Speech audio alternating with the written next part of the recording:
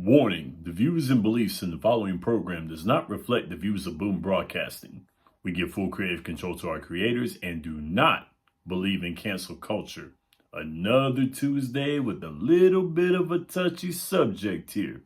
But that's all good because we still gonna have a good time here on this Tuesday episode of Quick Hits.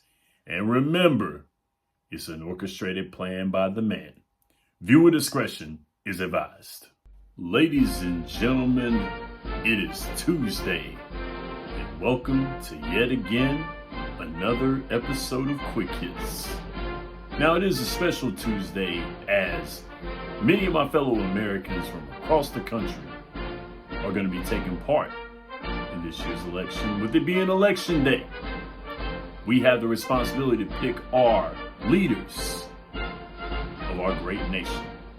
So, I implore you all, if you haven't already taken advantage of the early voting in your state, make sure that you get in line and you go vote for our next leader of these United States of America and for the state that you live in. And after you do that, make sure that you tune in to this stacked episode of Quick Hits as we're going to be talking about some happenings in women's basketball. We had some stuff in the WNBA happen. We had an event happen in women's college basketball. And of course, you got your college football recap from this weekend. We had a wild weekend of football. And a special treat as well for you too. I get to do something that I enjoy so much. Got to get to do a little bit here on Boom Broadcasting here and there with a few good friends, but I get to do it with myself this time. And that's analyze some wrestling. We had a great wrestling event this past weekend, and I get to break it down here right on this Tuesday episode. So sit back, relax, and enjoy maybe a little bit of breakfast. But most importantly, that nice, warm, strong cup of coffee with me, Podcast Smitty. Go vote, everybody. Let your voice be heard. And then roll that theme music. Can't fall off, now they holler he'll turn, thinking I'ma sell out, talking just to feel heard. I never listen, although they say it's strictly. Welcome to Quick Hits. I'm your host, Shannon Smith, aka Podcast Smitty. If you're new to the show, what's good? I'm Shannon. I'm a fan of sport. So you can catch Quick Hits every Tuesday and every Friday of each week, where I get to break down all your favorite sports like men's and women's basketball, football, baseball, soccer, the combat sports like boxing, UFC, BKFC, wrestling. If it makes a headline, I'm going to make sure to cover it here on this very show. So if you like analysis, if you like comic relief, if you like some hot takes here on this show, then tune into this podcast and make sure you like, comment, and subscribe on Boom Broadcasting's YouTube channel and all the socials where you can get the latest news and the latest shows from all your content creators here on Boom Broadcasting. We have a little bit of everything here on the YouTube channel. We have wrestling podcasts. We have a baseball podcast, a basketball podcast. We have your live sports podcast, your live wrestling podcast. Then we have some stuff that's outside of sports. We have a TV and movie podcast. We have a podcast that is labeled for self-help. We have a little bit of everything here on Boom Broadcasting, and much more will be on the way. If you rock with us, you're going to get it. But if you're one of my quick hitting brothers and sisters, ouch! Welcome back. I have a great show for you today, and let's go ahead and start the show. Now, I'm very thankful to say that Quick Hits is the only podcast here on Boom Broadcasting that covers the WNBA. After a banner year the WNBA had, this season was great. I'm looking forward to next year, looking forward to cover it. This is going to be some great basketball. Definitely start watching the WNBA if you haven't already, and continue to watch if you have. So there have been some coaching changes. There have been some GM rearrangements here in the WNBA. But this is some big news coming from the Indiana Fever as Stephanie White makes her return back to the Indiana Fever as their new head coach. Stephanie White was the head coach for the Connecticut Sun the past 2 years. She was an assistant coach on the 2012 team that won the WNBA championship in Indiana. So this is going to be a homecoming for her. She was the head coach for the squad in 2015 and 2016. She also played for the Indiana Fever 4 years out of her career in the 2000s. Now, she's no stranger to Indiana basketball. She was a standout high school player in high school in Indiana. She led the Purdue Boilermakers to their first and only Big Ten title to this date in women's basketball. She's a 20-year pro when it comes down to coaching. She's coached in college and in the WNBA in assistant and head coaching roles. She's 55-25 as a WNBA head coach, and she was the 2023 Coach of the Year for the WNBA. Now, this move that was made shows that the WNBA's Indiana Fever wants to win right now. They see that they have a core group with Caitlin Clark, Aaliyah Boston, and with Kelsey Mitchell. Aaliyah Boston and Caitlin Clark are back-to-back number one picks. They're a squad that's slightly green. They don't have a lot of experience as a squad together. They've got fairly young players, but the leadership that Stephanie White possesses should help this squad. The Fever are coming off of their first playoff berth since 2016. Caitlin Clark was the Rookie of the Year this year, and she was an all-WNBA first-team member. So big acquisition for the Indiana Fever. We'll see how it goes this year, especially Caitlin Clark's second year. Let's see if there'll be a sophomore slump or if there won't be. But with a new coach, it looks like it could be very promising for the Indiana Fever. Now into other news, going into the WNBA and a little bit into college basketball. Kelsey Plum, who is the starting shooting guard, for the Las Vegas Aces.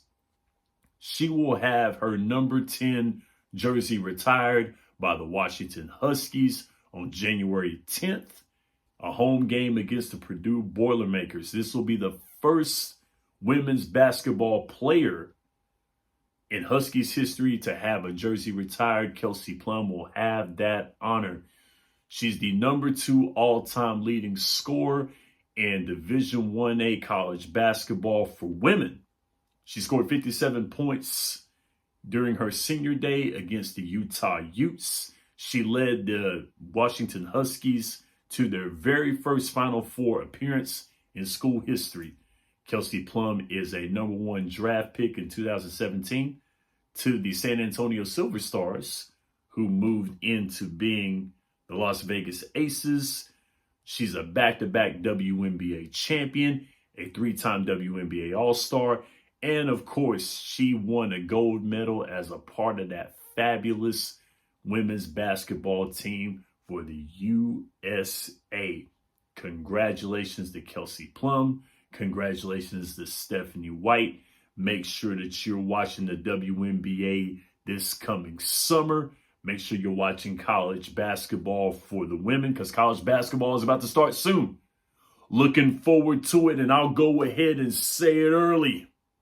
It's a great day to be a Tar Heel, and I can't stand Duke. This is your women's basketball quick hits for this week. The college football this weekend was absolutely bananas. And we're going to go ahead and recap it and then go into the top 25 and get into those Tuesday, Wednesday, and Thursday games. And then we'll reconvene on Friday, because you know what Friday is for. And we'll get there when we get there. But you know what it's for. So let's go ahead and talk about this weekend. So we got our big blowouts, our near brushes, and our statement wins that we got to talk about. Then I got another category to talk about that's not so great for some teams. So let's go ahead and hit those blowout wins. We got Oregon with the blowout to Michigan. Of course, they're the unanimous number one, and they showed it this weekend. And a game that I enjoyed watching, which I got a chance to watch, Boise State over San Diego State University. I got to give it to the sophomore on this one, Maddox Madsen. The sophomore putting up 307 yards and 4 touchdowns in that game. And then, of course, his receiver that he got it to, Latrell Caples, who was the senior, got 6 grabs, 90 yards, 3 touchdowns in that game. We talk about Ashton Genty so much, but we forget that his young quarterback, his sophomore, is playing some good football. And not only that, Boise State's got a defense. They've got a very good defense. I believe they're number 1 in sacks in the NCAA. They played great defense against San Diego State with a very convincing win. And Indiana, as Curtis Rourke comes back from his thumb injury, throwing 4 touchdowns in that game against Michigan State. Easy win for Indiana. We'll be talking about them later on. And how about Ole Miss against Arkansas with Jackson Dart, 510 yards and 6 touchdowns. Ole Miss going against Arkansas, blew them out. Great game for the Ole Miss Rebels. Now, we're going to go with our near brushes because we had some near brushes this week. Close to happening. We almost had some teams entering the next in the top 10 and the top 25 because of these matchups here. But we'll talk about them. We only had 2. And so that was Ohio State and Penn State. We knew that it was going to be a tough game considering the fact that these guys not only are rivals, not only are they in the top 5, but Ohio State has gotten the best of Penn State for the past 7 meetings, and then it turned into 8 after Saturday with Ohio State getting the win. And then Tennessee and Kentucky. Kentucky has been that squad that has pushed some teams to the brink in the SEC. This time around, they didn't do it with Tennessee. Tennessee had to fight them a little bit, but it worked out good for the Volunteers as they get the win against Kentucky. And we got some statement wins. The statement wins that we had here was Georgia over Florida. Yes, I know Florida may be on the decline, but anytime Florida and Georgia mix it up, they're rivals. They're going to play each other very hard. But Georgia got the statement win this week. And Miami over Duke. Duke at one point in time was winning. They were up by at least 5 up against Miami, who has the top-ranked offense, one of the top-ranked offenses in the nation, with a wonderful quarterback by the name of Cam Ward. But Duke has a mighty good defense. And that defense wavered a little bit in that second half because Miami was just too much. Duke's a good football team on the defense, but Miami is just too much as they come with the statement win in the ACC. And South Carolina beating Texas A&M. South Carolina, once again, another squad pushing teams to the brink. They were close to beating Alabama, of course. Close to getting LSU as well, too. They have a very hellacious defense, and Texas A&M just could not perform against them as South Carolina getting the big win. And for the first time in a long time, there's no undefeated team in the SEC. The last one was Texas A&M, and they're out. So Louisville also over Clemson, beating out Clemson. Louisville played some very good football, beat Clemson in Death Valley. And then SMU over Pitt. SMU overcoming Pitt's defense that at one point in time got 3 pick sixes from Syracuse. SMU, first year in the ACC, getting a convincing win. And then we got our tank jobs. As Texas Tech beat Iowa State, convincing fashion, beat them by 1. And then Houston beats Kansas State, beat them by 5. And then Minnesota gets Illinois this week. So our top 5 and our top 25 has had a facelift, some mass movement going on. As Oregon, the unanimous number 1. 3rd time this week they've been number 1, 3rd time in 3 weeks. They've been the number 1. Georgia stays at number 2. Ohio State moves up to 3. Miami to 4. Texas to 5. Penn State drops down to number 6. And welcome to the party to Indiana. Coach Cincinnati doing some wonderful coaching, getting Indiana that bravada, that moxie, and they're playing some great football, moving up 5 spots to number 8. And then SMU jumping up 7 spots, going from 20th to 13th. This is the highest they've been ranked in school history since 85. 39 years ago, they were ranked very, very high. They were a premier program in the 80s. Unfortunately, we all know what happened in 87. When they were put on the blacklist, they didn't put out a squad in 88. So now SMU coming back in the ACC this time around. Great job. And now we got the 2-11 seeds. The 2-11 seeds that were tied for 11 seeds. Don't ask me why they done this, but Iowa State and Clemson both dropping the 17th and 19th after suffering upsets this weekend. And welcome back to the top 25 for Vandy and Louisville. Vandy getting the 24th spot, and Louisville getting number 25. In Illinois and Mizzou, unfortunately, they lost their rankings. So, fellas, you ain't got to go home, but you got to get out of here. And then we got some pretty good games coming up on Tuesday, Wednesday, and Thursday. We got 2 games on Tuesday. Got Bowling Green State University against Central Michigan. And then Miami of Ohio and Ball State. Both those squads, I believe, are going to be on TV, going to be on ESPN. And then Wednesday, you got Ohio versus Kent State. And then NIU versus Western Michigan on your Wednesday. And then Thursday, I like this because, I'm in the Carolina. I'm in the Carolinas, North Carolina here. So I'm happy about this. And also, shout out to ESPN for putting Charlotte and Memphis, putting Charlotte on TV last week. And then putting the historically black universities of North Carolina Central and South Carolina State on TV as well, too. Good job, ESPN. We see you. And then East Carolina versus Florida Atlantic on Thursday. And then Coastal Carolina will take on the squad that's not that far away from me, Appalachian State University. So enjoy the football and be back on Friday, because you know what Friday is for.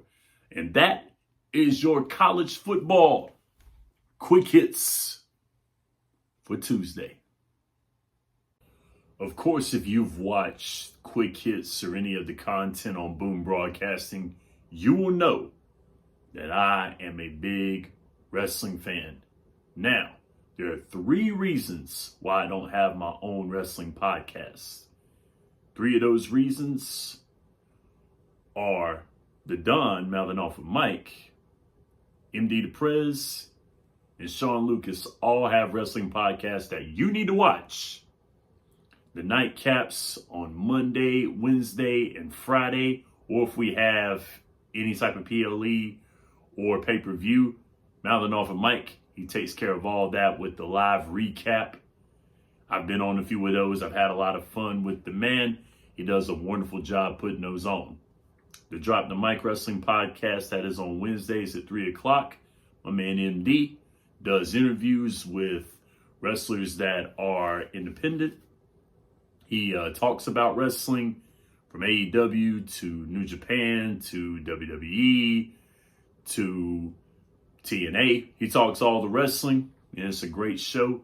See that on Wednesdays. And WOD, Wrestling of Destiny, every Saturday at 10 a.m. by my man Sean Lucas. Give those guys a watch. They do some great stuff. They talk a lot of great wrestling. But now, that's not going to stop me from talking about some wrestling, because I'm going to talk about it right now. As Saturday, this past Saturday, Crown Jewel took place in Saudi Arabia. 7 matches, which kind of surprised me because most of the PLEs have 5 matches for WWE. They were great matches. It surprised me a bit that there were 7 matches, but the main attraction was 2 very big, glistening, diamond-encrusted bragging rights paper championships, and I'll get to that later. Now, the action starts off with the Bloodline, the new Bloodline versus the OG Bloodline. The right team won in this match, giving it to the new Bloodline, the Bloodline 2.0, whatever you want to call them. They were the right squad to win this match here with this triple threat, with this six-man tag. Smart for Solo to pin Roman. That was very, very smart. That's going to set up a rematch somewhere in it. That's going to put a kink in this. The OG Bloodline looked like they were non-cohesive, as the new Bloodline looked like they were a more cohesive unit. And that's what made the match really, really good. Of course, Sami Zayn coming out there, and with the blatant, with not the blatant, but the not so blatant kick to Roman Reigns. Going to have a lot of explaining to do. This is going to add another wrinkle to the Bloodline story. I know there's people out there that want this to end. It's getting really, really good with all that they're adding. This has gotten WWE a lot of money. So the Bloodline story is great for TV. It's a great story. Keep it going. And they're finding ways to keep it going. Roman Reigns made an inkling to this a couple years back. We're only getting into this. We've only just begun. There's more. And I like it. And then the next match was the women's fatal four-way for the women's tag team titles. And of course, it goes back to the champions of Bianca Belair and Jade Cargill. But this match was really, really good. There were a couple botches in there. Lash Legend and Jade Cargill had a little bit of botch work in there. But you know what? Both these young ladies are getting acclimated to the WWE way of wrestling. So that's okay. There was great wrestling from all four teams. They all added a different dynamic to it as they do so much. Bianca Belair and Jade Cargill with the speed and power. Piper Niven and Chelsea Green all having fun in that match. Saint and Io Sky, wonderful. They all did great. These teams were very, very good. They all had a delegate from NXT, from SmackDown, and from Raw. It was fun watching this match. I had a great time with it. So these ladies are only going to get better. They're getting finely tuned by their partners. This is working out really good, and it was very smart for WWE to put all of NXT, Raw, and SmackDown for the women's tag team titles. Opens it up a lot more. They're setting up NXT to be the third brand, and that's going to work even better. Now, Big Bronson Reed and Seth Rollins, I like this one because every time Big Bronson Reed and Seth Rollins see each other, they fight. And that's fun. That's great. WWE is doing absolutely right by Bronson Reed by making him out to be a monster. They made Seth to look like an underdog in this match, even though Seth is finely tuned. He's been a champion for many years. The figurehead for WWE. He's been a long tenured wrestler. He's done wonderful work, but making him the underdog was smart in this match with Big Bronson Reed, who Ryan Frick put so great that he reminds you of Vader, Yokozuna, and Bam Bam Bigelow all rolled up together. That was great right there, Ryan. Hope you're enjoying your little vacation. We'll be back for the Cat Cave in another week. So the blood running from Bronson Reed's head at the end of the match and the smile on his face made him more sinister. They're making Bronson Reed into a monster is great. And he's going to be going for a title very, very soon. I hope he does, and I hope I'm around to see it. And it was good. I enjoyed all the carnage. It was fun. Nia Jax and Liv Morgan. You know, of course, while this match was going on, I was watching the ramp because I knew that Tiffany Stratton was coming. They tried to make the cash in to interfere. It was smart for that because, and I'll get to the other drawbacks later on from this match. I'm not going to say it yet. But WWE did a wonderful job of grooming Liv Morgan. She's homegrown talent, and she's done really, really well as a champion. And, you know, she broke character. And sometimes in wrestling, it's good to see performers break character. And when she broke character, when she won and she started to cry, that made me think a lot of Liv Morgan. I've liked her. I've never really hated her, but I liked her even more after that. The more humanistic side was great. So I like that. And Randy Orton and Kevin Owens. This was unsanctioned. But you know what? I don't think anybody really cared that this match really didn't go on. I think the crowd liked it. I thought it was cool. They beat each other up. KO being a quintessential heel. The stunner on the ref. Taking the chair to Randy Orton. This match was really, really good, even though it wasn't a match. They just beat each other up and it ended in a no contest. Smart move by WWE to keep this going.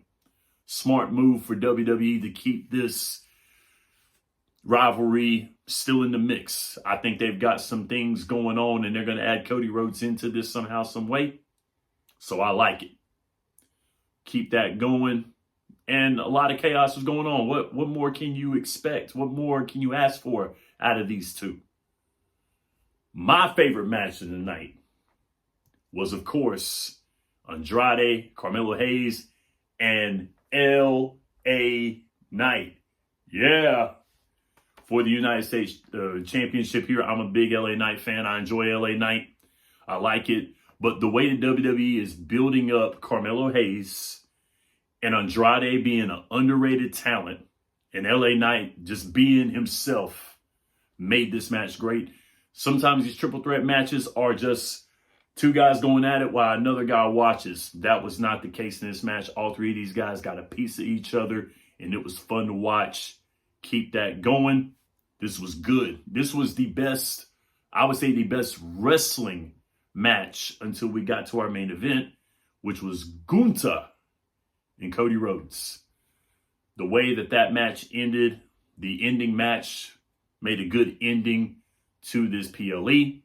This was good to watch and this was good to see with Gunther and Cody Rhodes. Let's be real about it. Like Mouthing Off what Mike said on the nightcap after Crown Jewel, it was best to have Cody Rhodes win it. Cody Rhodes is QB1. So I'm taking that from Mouthing Off with Mike. He's absolutely correct. Cody Rhodes is QB1. Cody Rhodes is the right guy to steer WWE in the right direction. This worked out perfectly for Cody Rhodes. Also, nod to Gunther. Gunther is a good world heavyweight champion. He's a great heel. This was good to have it this way. Very good match by both of these men. And Gunther's showing that he can go. So I like it. Very, very good for both of these men. And now my final note on this PLE. At first, I hated it. I thought this was going to be a dumb move. I thought this was bad for WWE, bad for the champions. This turned out better than what I thought. And also another thing. Us as Americans, we are so spoiled when it comes down to wrestling. These European crowds, these crowds overseas love this wrestling and they don't take it for granted. We do. Us as American fans, we have to do better. And of course, remember, guys, of all the things, professional wrestling is the ultimate gentleman sport. That is your pro wrestling quick hits for this Tuesday episode of Quick Hits. And now, since the last episode of Quick Hits, the last Tuesday episode, that is, we had a little bit of fun and I did my 5 for 5 for Halloween. My 5 ideas, my 5 topics, and I did a top 5 for all 5 of them. So I decided that I had a little fun. I liked it. Had some good feedback from some others. And I decided we're going to go ahead and do another 5 for 5. Now, this time around, we got 5 random topics that I'm going to be doing here, but they're all going to have a meaning. They're all going to have a reason why I do these top 5s here, so you'll see why. So since we just finished a segment on wrestling, I'm going to go ahead and do my top 5 wrestlers of all time. Now, these are in order. So I'm going to go ahead and go down the line. And I'm going to start with number 5. And number 5 is the 5-time WCW champion, Booker T. Definitely one of my favorites of all time is the man, Booker T. I watched Booker T from when he was a tag team wrestler with Harlem Heat in WCW, the Best of 7 World Television Championship, going to U.S. champion to holding a big gold belt, going to the WWF, known as the WWE now, and becoming a great talent. You can catch him on NXT as a commentator. Love me some Booker T, one of my favorites of all time. So number 5 is Booker T. Now we go to number 4. And number 4, Razor Ramon. I love Razor, love the machismo, love the prowess in the ring, the big posing figure, but he had a great character. I love the character work of Scott Hall. Rest in peace to one of my favorites of all time, Razor Ramon / Scott Hall. Number 4. Number 3 is the man, the GOAT, Chris Jericho. Number 3. Now, I know that there are people out there that don't like the learning tree gimmick. I get it. But this is Chris Jericho from Lionheart. Chris Jericho, when I watched him in WCW going for the Cruiserweight title, to when he became Y2J, to becoming all the great acronyms and all the great characters that he was throughout the world, going to Japan, wrestling Kenny Omega, to his work in AEW. Chris Jericho is a timeless wrestler, and I love heel Jericho more than I do face Jericho. He can do great face work, but he's a great heel. Chris Jericho, give me number 3, the GOAT, Chris Jericho. And number 2, it's got to be Stone Cold Steve Austin. I grew up in the Attitude Era. I love Stone Cold. The character work that he did, how he terrorized his boss. That's something that everybody wants to do with their life. Terrorize their boss. And Stone Cold did just that every week on Monday Night Raw. He was a great champion, great worker. Give me Stone Cold Steve Austin at number 2. And number 1, my number 1 favorite wrestler of all time is The Undertaker. I got to go with The Undertaker. I watched The Undertaker's career progress from his WrestleMania match with Hulk Hogan, leading it on to being undefeated with WrestleMania. The Undertaker is one of the greatest that's ever done it. So shout out to The Undertaker. And those are my top 5 wrestlers from 5 to 1. Booker T, Razor Ramon, Chris Jericho, Stone Cold Steve Austin, and The Undertaker. So, what's your top 5? And number 2 for your 5 for 5s is in tribute to Bob Costas, who ended a star-studded career as an NBA commentator. Bob Costas was a voice of my childhood and many others. So, happy trails to the man Bob Costas. And in tribute to the man, you're going to get my top 5 sports commentators of all time. So we'll go ahead and start with number 5. We're going with John Madden. Not only was he great for the video game, but John Madden brought football to those who wanted to learn the game of football through the video game. But also John Madden, a masterful coach and a great mind for football, was a voice of my childhood and very captivating when he called football games. John Madden unfortunately passed away a few years back. But John Madden, thank you very much for what you did for the game of football. Number 5, the coach, John Madden. And number 4, of course, me being a wrestling fan, I got good old JR, Jim Ross. Jim Ross brought the emotion to professional wrestling, making the calls for when Ron Simmons won the World Heavyweight Championship at WCW, to being the voice of the Attitude Era, to being the voice of New Japan, and the voice for AEW. Good old JR, thank you for making wrestling very captivating from my young age. You're one of the good ones. Good old JR, you are the man. Number 4, Jim Ross. And number 3, being the baseball fan that I am, we got to go with Vin Scully. Vin Scully, the voice of baseball. One of my favorite commentators. I'd have to say my favorite commentator of all of baseball. Vin Scully, been around the game for many, many years. Knows baseball. Captivating play-by-play analyst for baseball. Gotta love it, being the voice of Sunday Night Baseball. Vin Scully, thank you for bringing baseball to life. To young Podcast Smitty. Vin Scully, number 3. And number 2, although I wasn't alive for this man, but John Facenda, who was the voice for NFL films. Dubbed the voice of God, he was able to make the calls for your classic NFL films.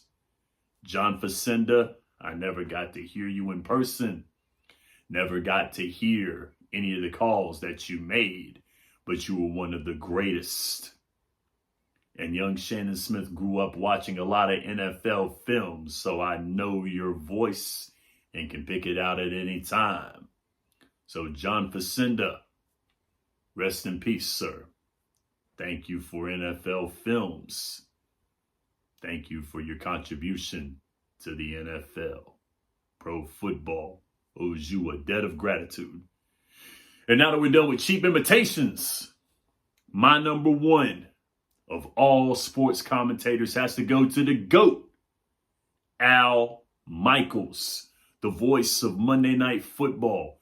Al Michaels called the Miracle on Ice. One of the only commentators to call all major pro sports championships, Lord Stanley's Cup, the World Series, the Super Bowl, and the NBA Finals. Al Michaels, one of the hardest working commentators of all time. One of the greats, if not the greatest, but in my eyes, the greatest, because of how mobile he was and how he maneuvered around all sports for many years. Hats off to you, Al Michaels. So my 5, going back, number 5 is John Madden. Number 2, good old JR, Jim Ross. Number 3, Vin Scully.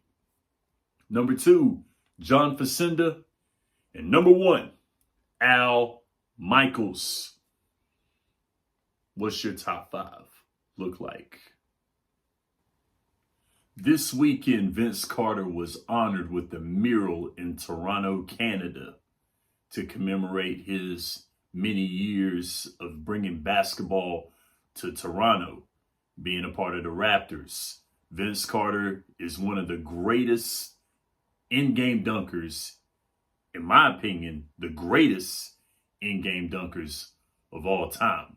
So that prompted me to go ahead and do my own list of the greatest top 5 in-game dunkers. Now, for this one, I'm going to leave Vince off the list. We all know he's the greatest, but I'm going to have another 5 guys to be set up for who the greatest is. Let me nab my notebook right here. Let me set myself up. I got to make sure to read these off.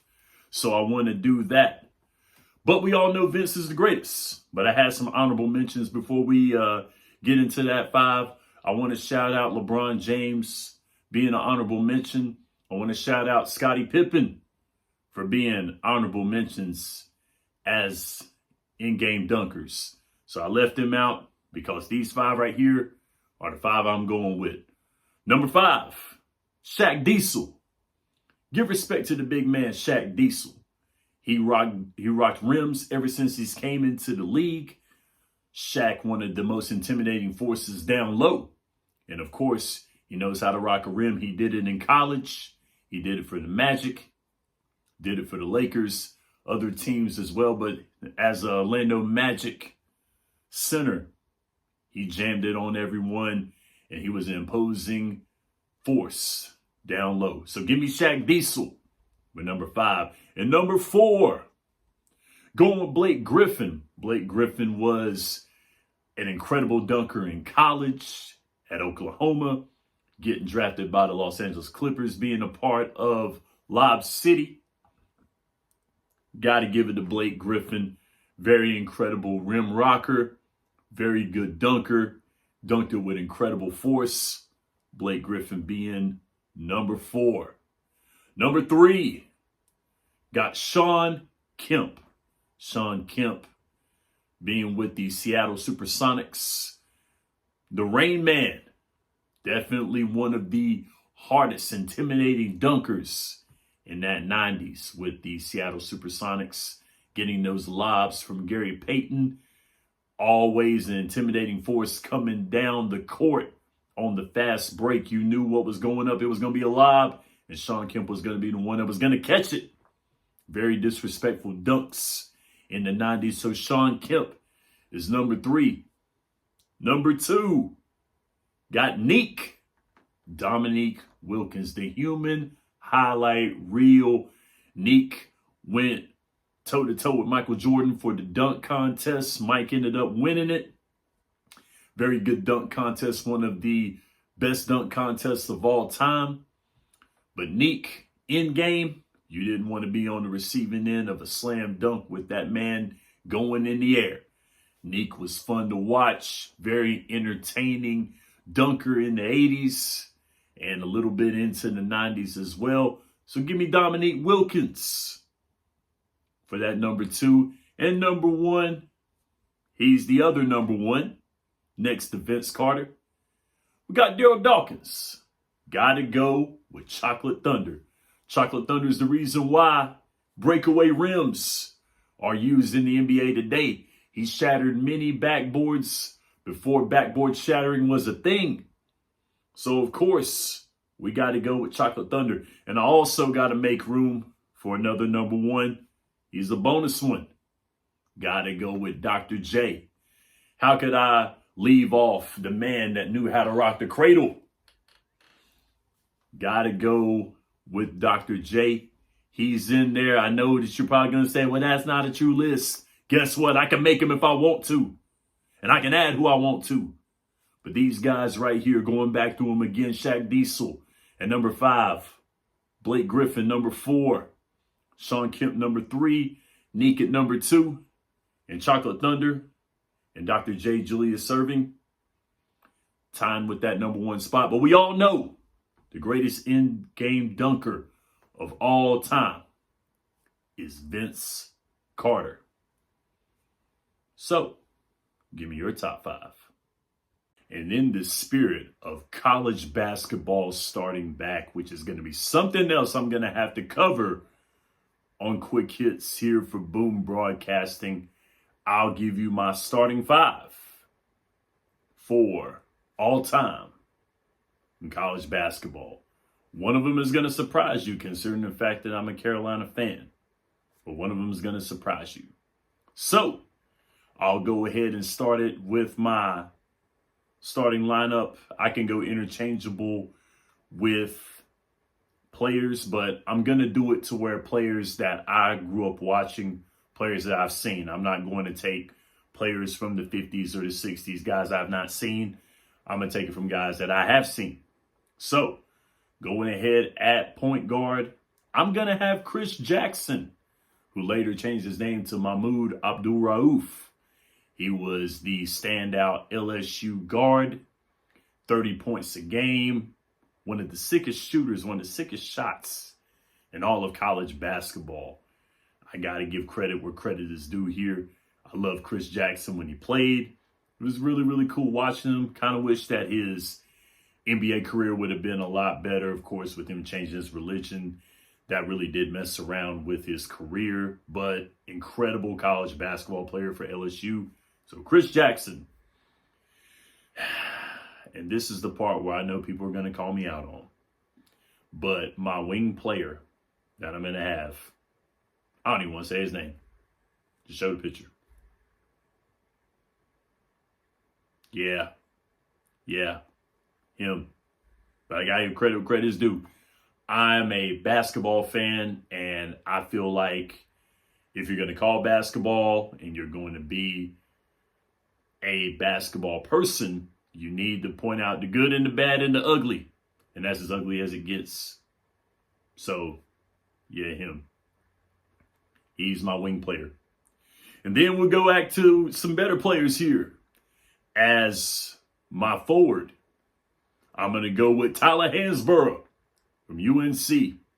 Tyler Hansborough was one of the most impressive players on that UNC squad. That was just incredible. That was going straight for the title. They did so. They won in convincing fashion. That whole squad was great.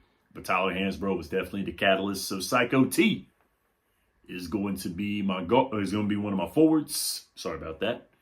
And then next to the power forward spot, I got to go with LJ Grandmama from UNLV. He's my power forward. That UNLV squad, probably one of the greatest, that championship squad, with Tark the Shark as the coach. LJ was player of the year at that time. Of course, he goes to the Charlotte Hornets. Grandmama had a pretty good NBA career, but his college career was incredible. So Grandmama's got to be in there. Give me LJ, Larry Johnson from UNLV as my power forward. And the center, it's got to be Tim Duncan. It doesn't hurt me as much to say Tim Duncan, although those Carolina games with that Wake Forest squad, Tim Duncan was a wonderful, wonderful center. Got to go with Tim Duncan. Great player he was. So once again, my top five, my starting lineup all time for college basketball would have to be Chris Jackson from LSU.